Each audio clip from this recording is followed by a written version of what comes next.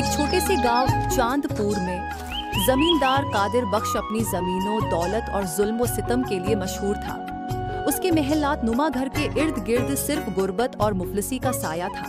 कादिर बख्श अपनी ताकत और दौलत के नशे में ऐसा गुम था कि उसे दूसरों के दुख दर्द का कोई एहसास नहीं था। गांवों के तमाम गरीब किसान और नौकर उसके यहाँ काम करते थे, लेकिन उनकी हालत गुलामों से भी बदतर थी। इसी गांवों में करीम दीन नामी एक गरीब मगर मेहनती नौकर रहता था। इसका एक छोटा सा घर था जहां वो अपनी बीवी रक्साना, 6 साला बेटे फैजान, बीमार माँ और बहन भाई के साथ रहता था। गुर्बत की वजह से करीम दीन को कादिर बख्श के यहाँ नौकरी करनी पड़ी। शुरू के दिनों में ही करीम ने जमींदार के जुल्म सितम को करीब से देख लिया। कादिर बख्श न सिर्फ काम का ज्यादा मुतालबा करता, बल्कि दिन रात सख्त मुशक्कत के बावजूद इन गरीबों को खाने के लिए रूखी सूखी रोटी ही देता। करीम के घर में गुर्बत और मायूसी का साया हमेशा छाया रहता था। इसकी बीवी रक्साना हर रोज उसे देखकर कहती, करीम, तुम दिन रात मेहनत करते हो, लेकिन हमें 2 वक्त की रोटी भी ठीक से नहीं मिलती। हम कब तक यूं जिंदगी गुजारेंगे? रक्साना, मैं कोशिश कर रहा हूँ, अल्लाह बेहतर करेगा। लेकिन रक्साना का दिल मायूसी से भर जाता। वो अक्सर अपने बेटे फैजान को गोद में लेकर रोती।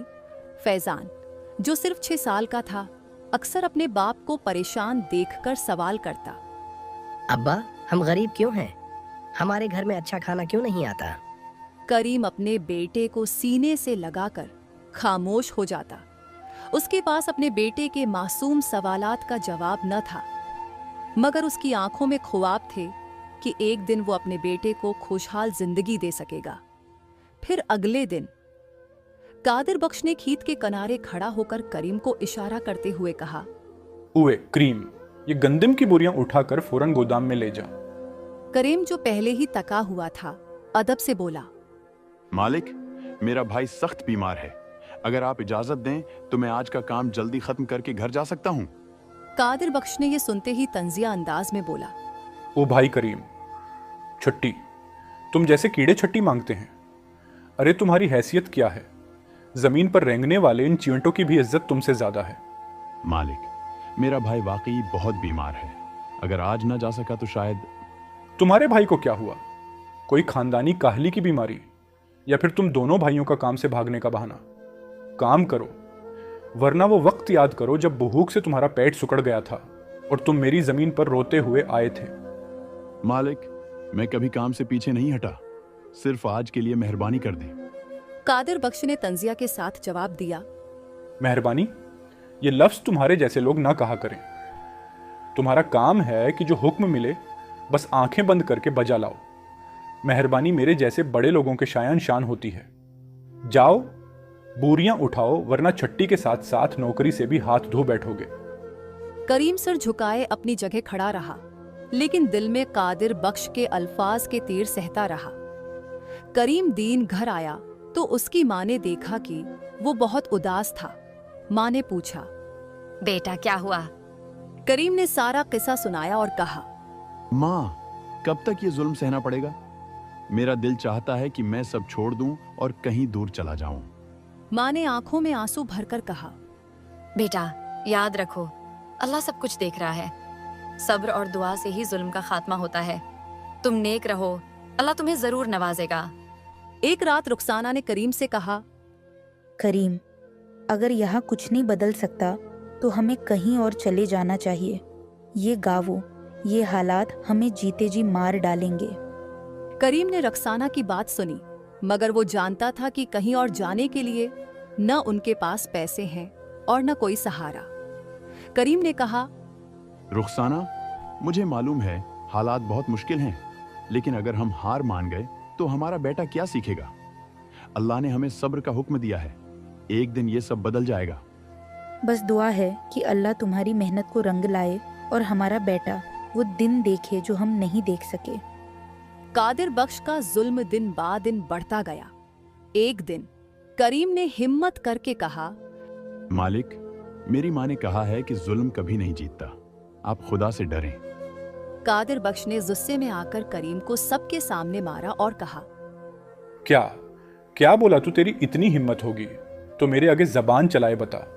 तेरे अंदर इतनी हिम्मत आई कहां से? एक तो मेरे टुकड़ों पे पलते हो और मेरे आगे ये जबान चलाते हो।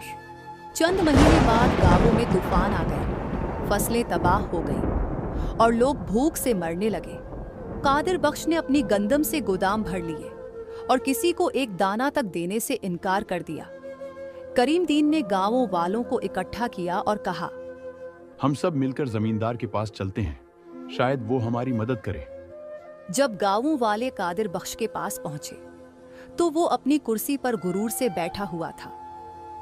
गांवों वालों ने अपनी हालत जार बताई, लेकिन कादिर बख्श ने हकारत से कहा, मेरे दरवाजे से खाली हाथ ही जाओगे। तुम सब भूखे मर भी जाओ तो वही मुझे फर्क नहीं पड़ता। करीम ने फैसला किया कि वो किसी भी कीमत पर गांवों वालों की मदद करेगा।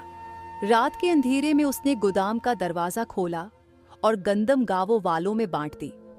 जब कादिर बख्श को ये मालूम हुआ तो वो गजबनाक हुआ और अपने आदमियों को हुक्म दिया, जाओ पकड़ो उसे इतना मारो कि सारी जिंदगी याद रखे। इस जुल्म के बाद कादिर बख्श पर कुदरत का कहर नाजिल हुआ। एक रात शदीद आंधी और बारिश के दौरान उसके तमाम गोदाम जल गए और इसकी दौलत खत्म हो गई। जब तूफान और आग की तबाही ने कादिर बख्श की दौलत और ताकत को खाक में मिला दिया, वो अपनी आना और गुरूर को भूलकर लोगों के सामने मदद के लिए हाथ जोड़ने पर मजबूर हो गया। वो एक एक किसान के दरवाजे पर जाकर कहता, मुझे माफ कर दो, मेरी मदद करो। मैंने तुम सबके साथ बहुत ज्यादती की, लेकिन अब मैं बेसहारा हूं। मुझे खाने के लिए कुछ दे दो, मेरी जान बचा लो। गांवों वाले जो बरसों से इसके जुल्म का शिकार रहे थे, उसे गुस्से से देखते और कहते, कादिर बख्श, तुमने हमारे बच्चों को भूखा मारा, हमारी इल्तजा को ठुकरा दिया और आज तुम्हें हमारे दरवाजे पर आना पड़ा। ये अल्लाह की कुदरत है। हम तुम्हें वही लौटाते हैं जो तुमने हमें दिया था, बेहिसी और इनकार। कादिर बख्श के लिए ये अल्फाज किसी तीर से कम न थे। इसका गुरूर खाक में मिल चुका था और वो बेयार व मददगार गांवों की गलियों में तन्हा घूमने लगा। ये कहानी हमें सिखाती है कि जुल्म और गुरूर का अंजाम हमेशा बुरा होता है और अल्लाह सब्र करने वालों को इनाम देता है।